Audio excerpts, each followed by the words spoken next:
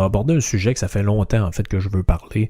C'est le fameux sujet du virtue signaling, ou signalement moral, ou signalement de vertu en français, mais je préfère l'expression anglaise parce que je pense que ça définit beaucoup plus ce qu'on entend par là. Donc, vous savez probablement tous de quoi je veux parler avec cette histoire-là. Tu sais, c'est les fameuses modes où tout le monde change sa photo de profil pour marquer « Je suis Charlie » ou encore tout le monde met sa photo avec son masque ou ce genre d'événement-là où on a une espèce d'effet...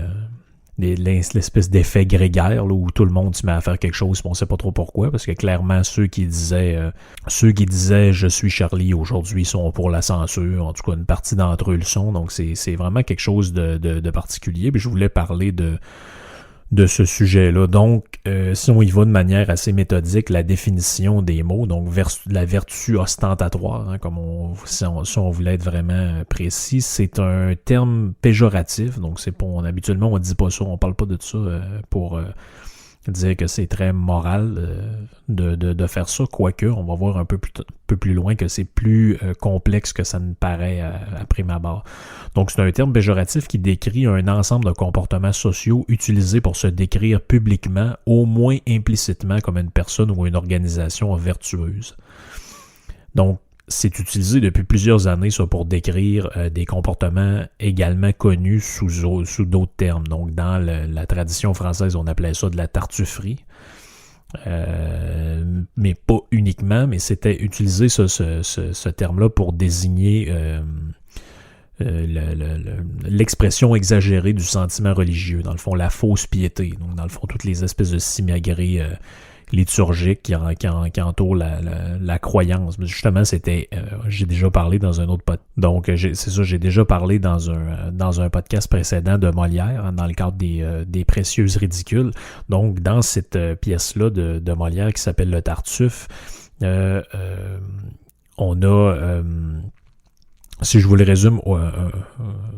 résume grossièrement, à cette époque-là, dans le fond, dans le contexte de l'œuvre, c'est que Louis XIV fait interdire l'œuvre de représentation publique, puis Molière, il essaie de la remanier pour la rendre moins provocante, mais finalement, l'interdiction de la pièce s'était basée sur le fait qu'on prétendait que Molière se moquait de la religion là-dedans. Donc à l'époque, la religion est très importante, puis on dit, cette pièce-là contribue à amener une espèce de clivage dans la religion catholique entre ceux qui sont plus pieux et ceux qui le sont moins, puis c'est pas le temps de faire ça, parce qu'à l'époque, il y a une espèce de dissidence janséniste, donc les jansénistes versus les jésuites à l'époque, c'est toute une histoire. On prétend que les jansénistes, ce sont ceux qui se rapprochent peut-être le plus des protestants, mais qui n'ont pas quitté l'Église comme telle, donc sont encore sous l'autorité du pape. Mais bon, le roi craint un schisme, et le pape aussi, un autre schisme dans la religion. Donc, on interdit la pièce de Molière. Donc, autrement dit, il fallait éviter de se moquer de l'hypocrisie des religieux, parce que ça pouvait mettre en danger la fameuse paix sociale. Ça vous rappelle probablement quelque chose. Donc, en résumé, Tartuffe, c'est quoi? Ça raconte l'histoire d'un faux croyant, comme je l'ai dit, on appelait ça un dévot à l'époque, qui, lui, va essayer par tous les moyens de duper le maître de la maison, dans l'histoire qui s'appelle Orgon, et sa bonne femme, qui s'appelle Madame Pernelle. Donc, eux, ils ont totalement confiance en Tartuffe, mais le reste de la famille, eux, sont plus méfiants, puis ils vont finir par démasquer le jeu de l'imposteur qui, lui, essaye à tout prix de se faire passer pour un croyant de la première heure. Donc, la scène se déroule dans le Paris de l'époque, puis l'auteur là-dedans, Molière nous fait pénétrer au sein d'une famille honnête et paisible, où la seule présence d'un étranger hypocrite va un peu foutre le bordel dans la famille. Donc, dans cette pièce-là, on dit qu'on a été injuste envers Molière. Donc, il n'y avait pas nécessairement l'intention de s'attaquer à la religion comme telle, mais plutôt aux hommes de religion qui, eux, étaient, dans bien des cas, hypocrites. Donc, c'est-à-dire qu'ils surjouaient la piété, ils surjouaient le fait d'être croyant, puis le fait d'avoir des valeurs, etc. Mais finalement, c'était qu'une position pour avoir de l'air vertueux. Donc, dans le fond, pour paraître mieux qu'ils sont. Donc, c'est pour ça que je vous dis que c'est très vieux, cette histoire-là, de mettre dans de mettre dans la face des gens leur virtue signaling, comme disent les Anglais, donc c'est-à-dire le fait de vouloir paraître mieux que ce qu'on est ou de vouloir se remonter moralement par des espèces d'actions qui sont juste là pour mettre quelque chose que c'est juste une question d'image, finalement. Donc, dans le monde anglo-saxon, comme je dis, chez les Français, ça existe longtemps, ça remonte à Molière, puis je veux dire, Molière, il décrit quelque chose qui existait bien avant, mais dans le monde anglo-saxon, on prétend que c'est le journaliste britannique James Bartholomew qui, en 2015, va utiliser pour la première fois le terme « virtue signaling ». J'ai vu ailleurs qu'il y en a qui disent que c'est en 2013 par un autre bonhomme, mais lui, il prétend que c'est lui qui il a utilisé ça pour la première fois, mais il y avait toutes sortes d'expressions avant pour décrire plus ou moins la même chose. On disait « do as I say, not as I do »,« all talk, no action »,« talk the talk » ou « walk the talk ». Donc, c'est toutes des expressions qui décrivaient plus ou moins le même phénomène. Donc, les opposants de cette notion-là vont... comme un peu dans l'accusation de politiquement correct, vont dire que c'est une invention de mouvement de droite pour discréditer les causes de gauche. Donc, par exemple, le fait de marquer une petite patente BLM ou Black Lives Matter sur son truc, ben c'est dans le fond, c'est juste supporter la cause. Puis ceux qui disent que c'est du virtue signaling, ben c'est parce que vous essayez de discréditer la dite cause. Pourtant, c'est là où il y a une subtilité là-dedans, puis ça peut être vrai, ce qu'on dit là, mais là où il y a une subtilité, c'est que cette attitude-là, elle est apolitique, je dirais. C'est-à-dire qu'elle peut être attribuable à l'humain en général, puis elle est beaucoup plus liée au narcissisme que au côté, comment je dirais ça, que à la valorisation politique ou au statement politique. Donc, dans le fond, c'est lié au narcissisme, c'est lié à la volonté de paraître comme quelqu'un de bien. Et les exemples qu'on peut donner de ça ont un point en commun, en fait, c'est l'hypocrisie. Donc, ce que les Français, là, où Molière appelait dans sa pièce Tartuffe, la tartufferie. Donc, c'est vraiment il faut qu'il y ait la dimension hypocrite là-dedans, parce que c'est pas juste de montrer qu'on soutient une cause, que ce soit l'environnement, le droit des minorités visibles ou des gens de couleur, ou peu importe comment on veut appeler ça, mais c'est il y a l'idée là-dedans que c'est l'hypocrisie. Donc, dans le fond, dans le concret de ma vie, je fais rien, mais c'est une position de principe. Comme il y avait une histoire à un moment donné aux États-Unis avec Bernie Sanders qui, lui, faisait des statements anti-possession d'armes à feu. Tu sais, aux États-Unis, le fameux Second Amendment. Donc, il y avait un statement de sa part très clair contre les armes à feu, mais quand les gens se sont approchés d'une de ses résidences, on s'est aperçu que c'était une résidence premièrement de millionnaire, ce qui est assez spécial pour un bonhomme de gauche comme lui. Il y avait une maison de millionnaire avec des gardes, puis c'était clôturé de partout, puis les gardes étaient armés. Donc, je veux dire, c'est là que tu vois que c'est là que tu vois qu'on était uniquement dans le statement et non dans la croyance ou dans, je dirais, les valeurs fondamentales. Donc, évidemment, là-dedans, il n'y a rien de mal à faire des bonnes actions, à supporter des bonnes causes. C'est pas ça mon point. Le but, l'idée, c'est que faut qu'on le fasse véritablement. Puis pas simplement pour bien paraître dans un post sur les réseaux sociaux ou dans une conférence de presse sur la politique. Donc, comme il y a beaucoup de gens qui font des dons, par exemple, à des banques alimentaires ou des affaires comme ça, mais ils passent pas leur temps à mettre sur Facebook des trucs genre « soutenons nos banques alimentaires », mais eux, ils n'ont jamais donné une christie de scène pour ça.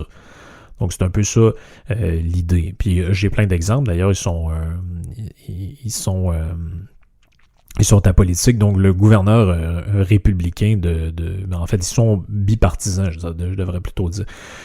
Le gouverneur de l'Ohio, qui est un républicain, Mark Devine.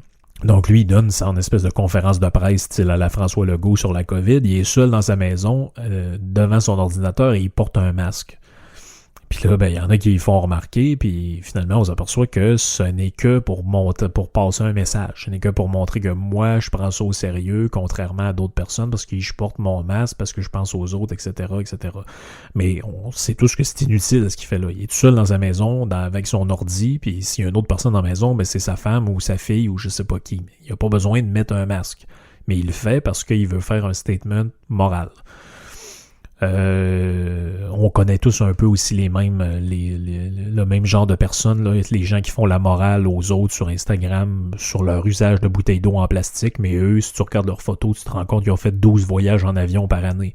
Donc, clairement, l'importance de l'environnement, ben, quand c'est le temps juste d'utiliser une bouteille en plastique, là, ça va, je peux le faire, puis je peux faire la morale à tout le monde, mais pour ce qui est de mes voyages, vous me priverez pas de mes voyages puis de mes histoires en avion. Ça peut être aussi l'histoire du maire d'une ville qui dit qu'il y a du racisme systémique au Québec, qu'on doit lutter contre ça absolument, puis il faut absolument faire quelque chose, mais qui, dans d'autres contextes, pourrait dire ben, quelque chose comme ça, par exemple. Il y avait une femme avec chador, burqa total avec les gants jusqu'ici. Son conjoint était en gougoune, en t-shirt et en short. Ma femme m'a retenu pour pas que j'y aille y arracher la tête. En lui disant, hey, du con. As-tu vu comment t'es habillé? As-tu vu comment ta femme est habillée? C'est pas ce que... On va dire, on a un plan de nègre. Ah, excusez, on a un plan, on dit pas ça. Un plan noir. Je m'excuse. Je m'excuse. Tout de suite, c'est réglé. Paul Christian, à ta côté. OK, pouvez-vous effacer ça de la barre? Est-ce qu'il y a un délai de 10 secondes on pourrait effacer ça? Puis non, c'est quand même un audio assez spectaculaire. Et dans d'autres contextes, ça pourrait être une personne qui porte un chandail qui dit dessus qu'elle supporte une cause, mais qu'elle l'a jamais réellement supporté concrètement. Puis, mais elle veut que les autres personnes pensent qu'elle est une personne charitable. Ça peut être aussi une compagnie qui va changer quelque chose par rapport à un service suite à une controverse publique.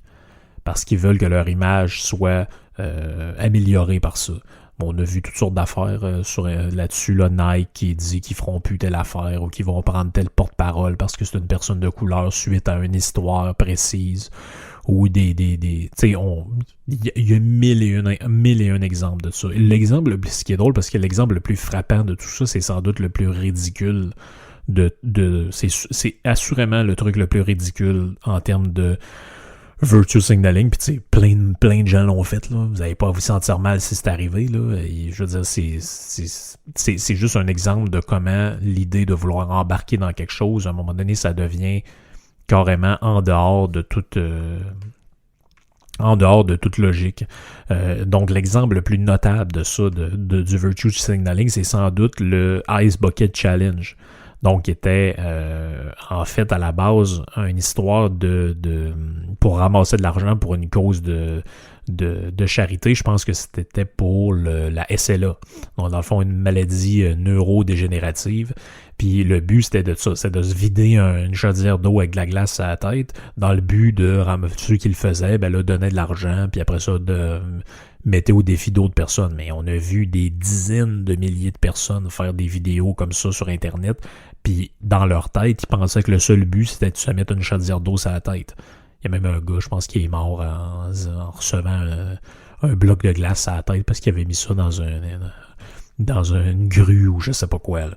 Donc, dans le fond, il y a eu si on s'en se fie au total des dons qui étaient ramassés, il y a énormément de gens qui ont fait le challenge, mais sans donner ne serait-ce qu'un seul sou à cette cause-là. Même la plupart des gens l'ignoraient, en fait, que c'était relié un peu comme le Movember, là.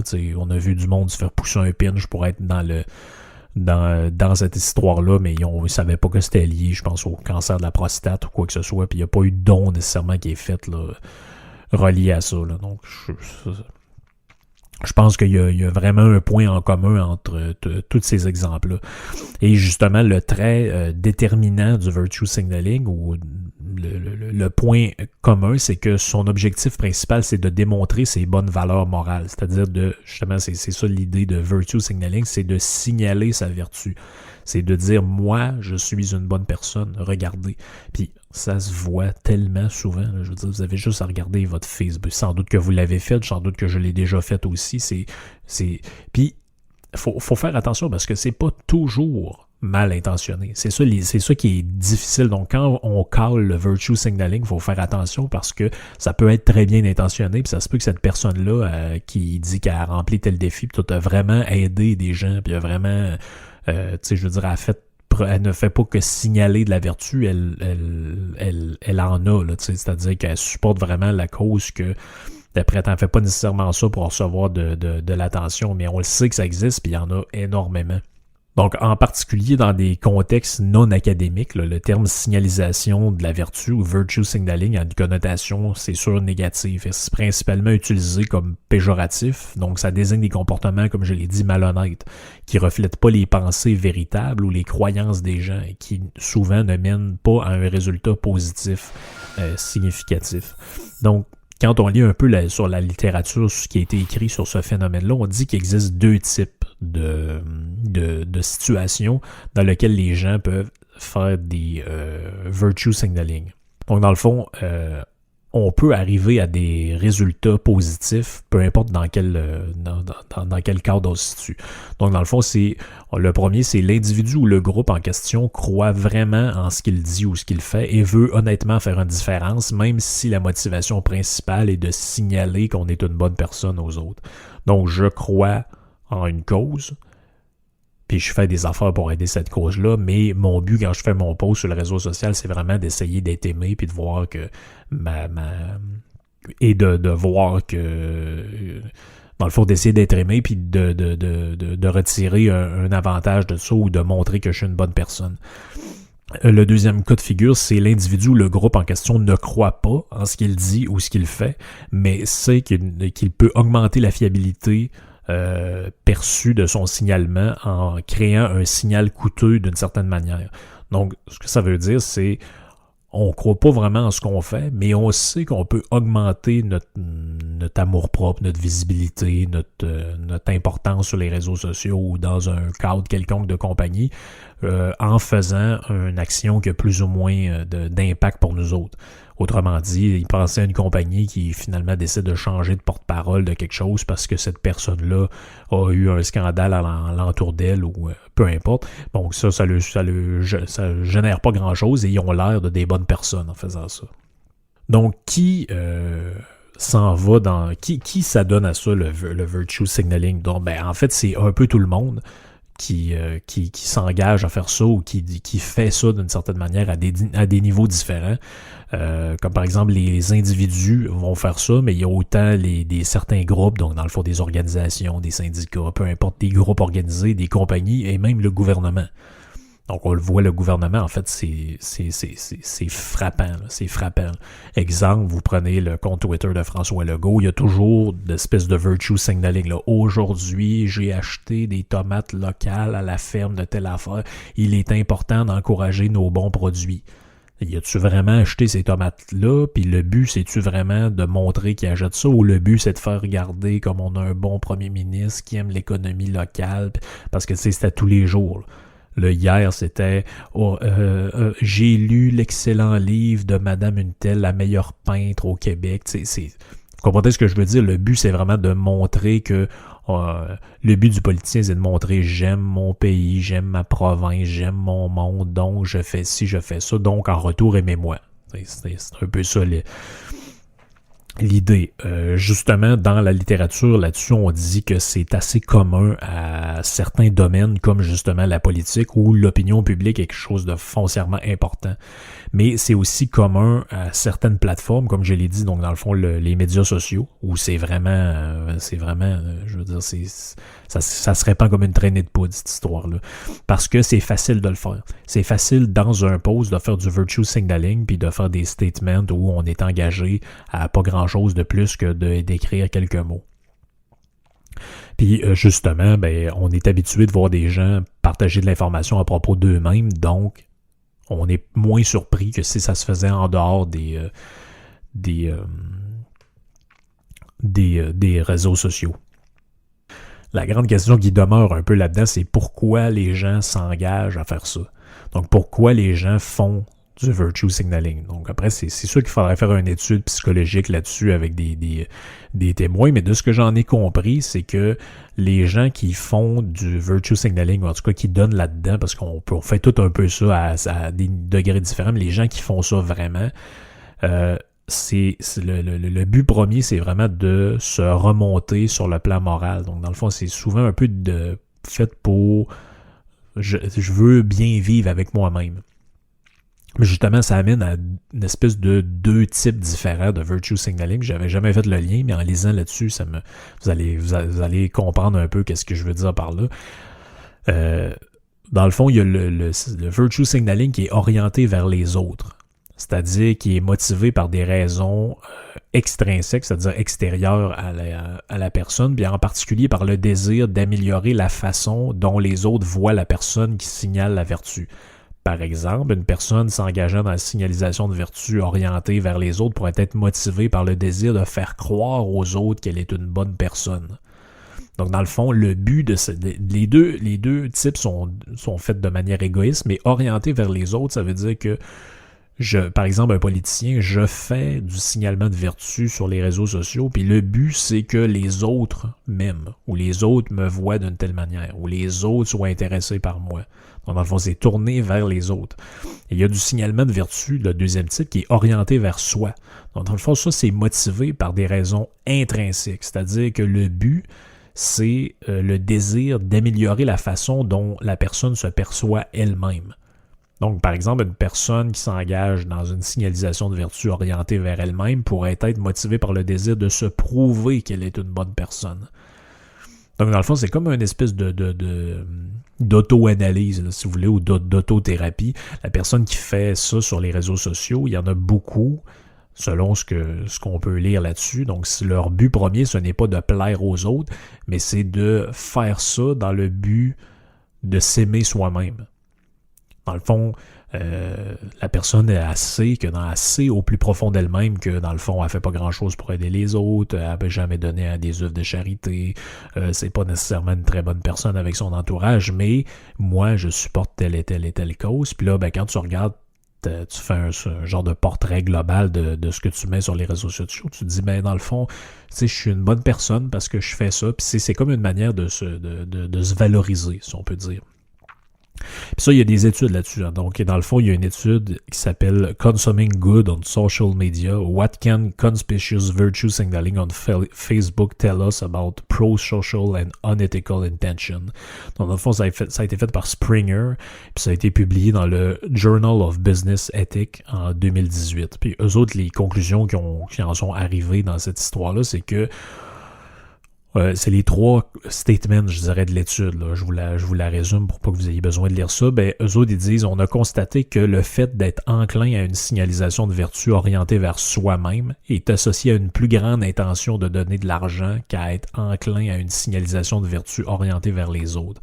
Donc, dans les deux types qu'on parlait tout à l'heure, règle générale, les gens qui font de la signalisation de vertu pour eux-mêmes, donc dans le fond, qui se font des statements pour montrer qu'ils sont des bonnes personnes, mais pour se valoriser eux-mêmes, ont tendance à être de meilleures personnes par rapport à, ou de plus cohérentes par rapport à ce qu'ils prétendent soutenir. Donc, c'est-à-dire, en général, quand on fait des études, on va voir les motifs psychologiques derrière lesquels, pourquoi la personne poste toujours des trucs comme ça sur les réseaux sociaux. On se rend compte que quand c'est pour se valoriser soi-même, en règle générale, des actions concrètes ont plus tendance à suivre que ces posts-là, que quand c'est orienté vers les autres. Ils disent là-dedans, par contre, cependant, les gens peuvent s'engager dans une signalisation de vertu orientée vers les autres, même si personne n'observe leur comportement. Ça, c'est weird un peu. Ils disent, par exemple, les gens peuvent justifier des punitions moralistes contre quelqu'un, même si personne d'autre n'en sera informé parce qu'ils sont habitués à ce que leurs actions affectent leur réputation. Ça, vous voyez ça des fois, là, mettons, sur un réseau social, vous voyez que quelqu'un, il va d'une longue patente, mais c'est très bien qu'il est suivi par personne. Là. Mettons, vous êtes sur Twitter, quelqu'un, il a 2 followers, puis là, il fait un post, il y a 0 like dessus, mais il y a une grande affaire sur « Ah oui, cette personne-là mérite d'être en prison, blablabla. » Donc, dans le fond, on observe que même si ça n'a aucun impact, les gens peuvent faire ça, peuvent faire de la signalisation de vertu orientée vers les autres, même s'ils savent que ça touche personne. Ils disent là-dedans, enfin, notez qu'en matière de signalisation de vertu, il existe souvent un écart valeur-action entre les valeurs des gens et les actions qu'ils entreprennent dans la pratique. Dans ces situations où les gens ont vraiment l'intention de faire une différence, mais finissent, ça c'est le point important, mais finissent par ne rien faire, qui puisse conduire à un impact significatif malgré leur désir de le faire. C'est-à-dire que j'ai l'intention de supporter telle cause, je fais un post dessus, soit pour me valoriser ou pour montrer aux autres que je suis une bonne personne, puis j'ai l'intention de la soutenir, mais finalement, je fais rien. Parce qu'il y a une certaine facilité à ne faire que des statements généraux, là, finalement, qui impliquent pas qui implique pas grand-chose là-dedans. Puis il y a une autre facette justement du virtue signaling qui s'appelle le bandwagon effect. Donc, comme son nom le dit, comme dans l'expression quand on dit embarquer dans le bandwagon, on dit que c'est, par exemple, quand il y a un nombre, il y a quand même un gros nombre de personnes qui embarquent dans un virtue signaling en donnant leur support à quelque chose qui devient trendy sur les réseaux sociaux. Mais en fait, au bout du compte, font généralement strictement aucune action pour supporter la cause de manière concrète.